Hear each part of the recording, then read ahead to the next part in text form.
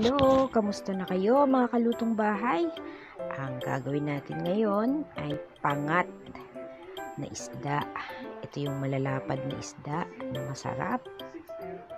So, kailangan lang natin ng kamatis. Ito yung kamatis. Kailangan natin ng sibuyas. Kailangan natin ng bawang. Kailangan natin ng luya. Kalamansi. So, ilagay lang lahat, ibudbud ang lahat ng ricados. Mas marami, isang buong kamatis, dalawang buong kamatis, isang buong sibuyas, 3 pirasong bawang,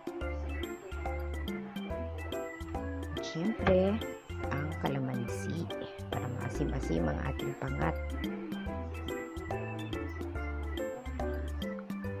3 pirasong kalamansi lang ang gagamitin natin. Yan ko ng paminta para medyo malinamnam,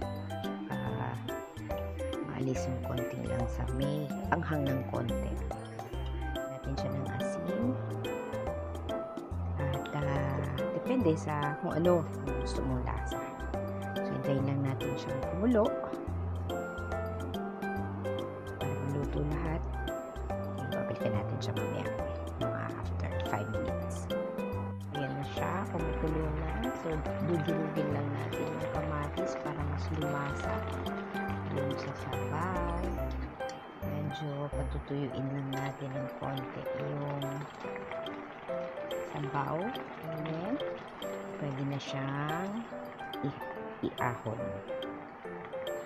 Okay. Ayan na po. Looks very yummy. Napakasarap. Healthy. So, ang ingredients po niya is isda, sibuyas, kamatis,